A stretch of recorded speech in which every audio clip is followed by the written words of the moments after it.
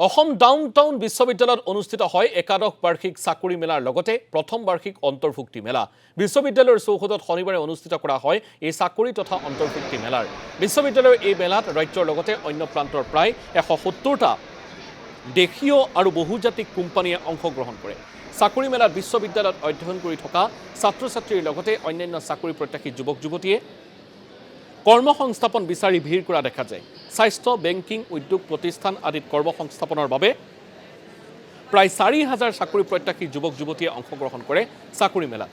এইফালে অসম ডাউনটাউন বিশ্ববিদ্যালয়ৰ সাফল্য দেখিবলৈ পোৱা গৈছে। নাকৰ A+ গ্ৰেড লাভ কৰিবলৈ সক্ষম হৈছে বিশ্ববিদ্যালয়খনে। মূল্যায়ন আৰু স্বীকৃতিৰ চতুৰ্থ চক্ৰত A+ গ্ৰেড লাভ কৰিছে অসম ডাউনটাউন বিশ্ববিদ্যালয়ে। বিশ্ববিদ্যালয়খনৰ পঞ্জীয়ক ডক্টৰ অসীম বৰ্মনে সদৰি কৰিছে বিশ্ববিদ্যালয়খনৰ এই সাফল্যৰ তথ্য। সমগ্ৰ বিশ্ববিদ্যালয়ৰ পৰিয়ালক এই সাফল্যৰ বাবে অভিনন্দন জ্ঞাপন কৰিছে উপাচাৰ্য ডক্টৰ নাৰায়ণ চন্দ্ৰ তালুকদাৰে। অসম ডাউনটাউন বিশ্ববিদ্যালয়ৰ অতি শুভ দিন বুলিয়ে ক'ব লাগিব। আজি আমাৰ নেক ৰিজাল্ট আহিছে। আমি নেকৰ A+ গ্ৰেড পাইছোঁ। আমাৰ নৰ্থ ইষ্টৰ প্ৰথম প্ৰাইভেট ইউনিভাৰ্চিটি যি A+ গ্ৰেড পাইছে। আমাৰ আজি আন এটা শুভ দিন যে একাদশ জব ফেয়াৰ, আমাৰ প্ৰথম ইণ্টাৰ্ণশ্বিপ ফেয়াৰ ইউনিভাৰ্চিটি অনুষ্ঠিত হৈ আছে, য'ত হাজাৰ হাজাৰ ল'ৰা ছোৱালী আমাৰ ইউনিভাৰ্চিটি আৰু বাহিৰৰ পৰাও আহিছে।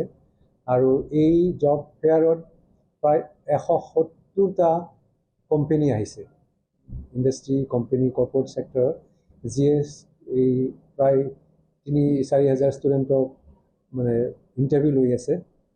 আৰু আমি আশা কৰিছোঁ প্ৰায় ১৫০০ৰ পৰা ২,০০০ ল'ৰা ছোৱালী ইয়াত চাকৰি পাব। অসম ডাউনটাউন বিশ্ববিদ্যালয়ৰ বাহিৰৰ কেম্পাছৰ বাহিৰৰ ইউনিভাৰ্চিটিৰ ল'ৰা ছোৱালী ইয়াত আহিছে। প্ৰতি বছৰে আমি এইটো কৰোঁ। এইটো একচুৱেলি আমাৰ ষ্টুডেণ্টছখিনিৰ কাৰণে অকলে নহয়, এই অঞ্চলৰ যিমানখিনি মানে ষ্টুডেণ্টছ আছে যোনে চাকৰি বিচাৰি আছে বা এটা চাকৰিৰ পৰা বেলেগ চাকৰিলৈ শ্বিফ্ট কৰিব বিচাৰিছে, ফ্ৰেচাৰ্ছৰ পৰা 5 years এক্সপিৰিয়েঞ্চলৈকে আমি চব কেণ্ডিডেটছকে ইনভাইট কৰিছোঁ। ইয়াৰ আমাৰ নৰ্থ ইষ্টত যিমান ইউনিভাৰ্চিটিজ আছে, ইনষ্টিটিউটছ আছে, চবকে মাতা হৈছে। আৰু আজি দেখিছোঁ অলৰেডি আমাৰ 1500 ক্ৰাউড হৈয়ে গৈছে মানে। চ' আজি আমাৰ ইয়াত 174 কোম্পানীজ পাৰ্টিচিপেট কৰিছে। আৰু এইবাৰ আমি নতুনকৈ ইণ্টাৰ্ণশ্বিপ ফেয়াৰ এটা অৰ্গেনাইজ কৰিছোঁ। ইণ্টাৰ্ণশ্বিপ ফেয়াৰ, জব ফেয়াৰটোতো আমি কৰি আহিয়ে আছিলোঁ প্ৰতি বছৰে। ইণ্টাৰ্ণশ্বিপ ফেয়াৰটো ষ্টাৰ্ট কৰাৰ কাৰণটো হ'ল যে আমি দেখিছোঁ চব অৰ্গেনাইজেশ্যনছবিলাকে ষ্টুডেণ্ট এটাই যদি ইণ্টাৰ্ণশ্বিপ কৰি উঠিছে, মানে সিহঁতৰ হেণ্ডছ অন এক্সপিৰিয়েঞ্চ হৈ গৈছে, এটা প্ৰেক্টিকেল এক্সপ'জাৰ পাই গৈছে, সেনেকুৱা কেণ্ডিডেটছবোৰ প্ৰিফাৰ কৰা হৈছে। অসম